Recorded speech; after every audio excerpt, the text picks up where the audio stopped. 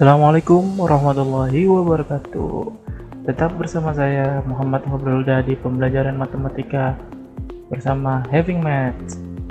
Pada kesempatan kali ini kita masih membahas tentang koordinat kartesius, di mana di video sebelumnya ya tentang koordinat kartesius sudah beberapa bagian kita sampaikan. Yang pertama tentang bagaimana cara membaca koordinat kartesius dan bagaimana menentukan koordinat kartesius. Nah, sekarang pada kesempatan video kali ini kita akan membahas tentang jarak tempat terhadap garis sumbu. Ya, jarak tempat terhadap garis sumbu. Garis sumbu itu ada dua, dimana kalau dia mendatar namanya garis sumbu X, jika dia vertikal ke atas maka dia dikatakan garis sumbu Y. Ya, perhatikan gambar berikut, yaitu gambar 2.4 ya. Ada beberapa titik ya yang menunjukkan koordinat dari masing-masing tempat ya.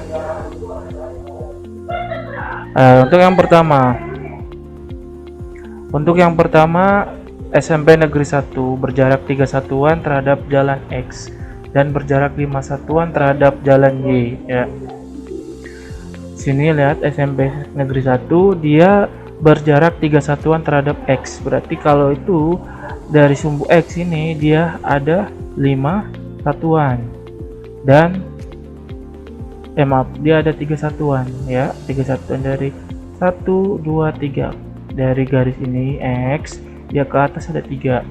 Tetapi kalau dia dari sumbu Y ya, dari sumbu Y ya, dia ada 5 satuan jaraknya, maka SMP negeri berada di berjarak 3 satuan terhadap sumbu X dan berjarak 5 satuan terhadap sumbu Y ya. Yang B, rumah belajar. Di sini rumah belajar ya. Rumah belajar berjarak 6 satuan terhadap jalan X ini. Dari X-nya kita ke atas naik 1, 2, 3, 4, 5, 6. Berarti dia ada 6 jarak atau gampangnya 6 kotak ya. Terus kalau yang dari garis Y dia ada 6 juga, 1, 2, 3, 4, 5, 6 ya. Bisa dipahami ya. Dan pasar berjarak 2 satuan terhadap jalan X dan berjarak 4 satuan terhadap jalan Y. Pasar berada di, kalau dari garis X dia berada di 2 satuan, kalau di garis Y berarti dia ada di 4 satuan ya. Ini tidak akan mempengaruhi bahwa apakah dia negatif atau positif, tapi ini adalah bagaimana kita mengetahui jarak dari sumbu, apakah dia berapa satuan ya, tidak mempengaruhi bahwa apakah dia negatif atau positif, apakah dia ke kiri atau ke kanan. Nah, sekarang kita masuk ke beberapa contoh soal. Yang pertama, gambarkan titik K yaitu 2,1, L 8,1, M 8,7 dan N 2,7 pada bidang koordinat. Hubungkanlah dengan garis lurus antara titik K dan titik L, titik L dan titik M, titik M dan titik N serta titik N dan titik K. Bangun datar apakah yang terbentuk? Nah, sekarang kita gambar ya. Yang pertama titik K ada titik K berada di 2,1 berarti 2 ini 2 ya. Nih, K itu 2,1 ya, dimana X nya adalah 2, Y nya adalah 1 ya. Berarti kalau itu X nya adalah 2, X nya 2 sini, berarti Y nya adalah 1 berarti di sini ya. Ini titik K. Nah, terus selanjutnya titik L di sini 8,1 L ini 8,1 berarti dimana X nya adalah 8, Y nya sama dengan 1. Nah, kita lihat X nya 8 berarti kita dari sini 1, 2, 3, 4, 5, 6, 7, 8. terus Y-nya adalah 1 maka di sini posisinya L ini ya. Next,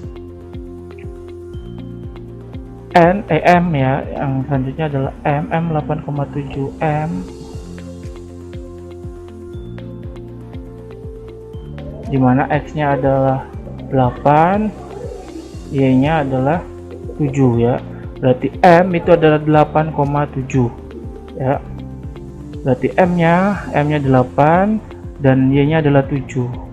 Berarti kalau M nya itu X nya adalah 8, berarti 1 2 3 4 5 6 7 8 dan Y nya ada 7, 1 2 3 4 5 6 7. Berarti kita tarik sebuah garis ini ya. Terus yang selanjutnya adalah N nya adalah 2,7, X nya sama dengan 2, Y nya sama dengan 7. Oke, X nya 2, X nya berarti di sini 2 ya, terus ke 7 di sini posisinya. Ini adalah M, ini adalah N. Jika kita tarik sebuah garis lurus, maka dia menghasilkan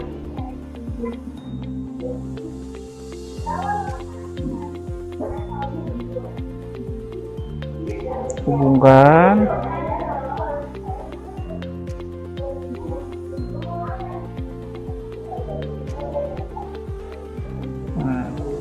nah, apakah bangunan terbentuk jika kita itu 1 2 3 4 5 6 tuh 2 3 4 5 6, maka dia terbentuknya ini jaraknya K ke L adalah 6 satuan,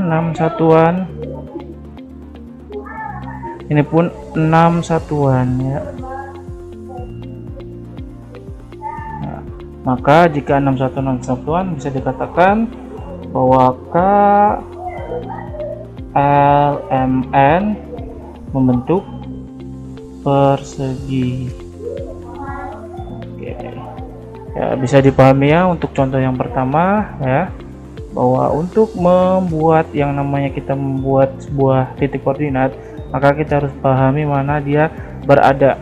Apakah dia berada di titik X di sumbu X, sumbu Y, terus berapa jarak antara sumbu X nya, berapa jarak antara sumbu Y nya, seperti itu. Kalau dia ingin disambungkan, maka menyesuaikan dengan pertanyaannya, disambungkan antara titik mana ke titik mana, akhirnya akan terbentuk. Nah, untuk menghitungnya apakah dia terbentuk sebuah bangun apa, maka kita bisa menghitung kotak atau satuan dari setiap garis yang terbentuk. Seperti K ke L berbentuk 6 satuan, L ke M berbentuk 6 satuan, dan M ke N pasti juga berbentuk 6 satuan, K ke N pun membentuk 6 satuan. Maka kalau dia sisi-sisinya sama, maka bisa dikatakan persegi.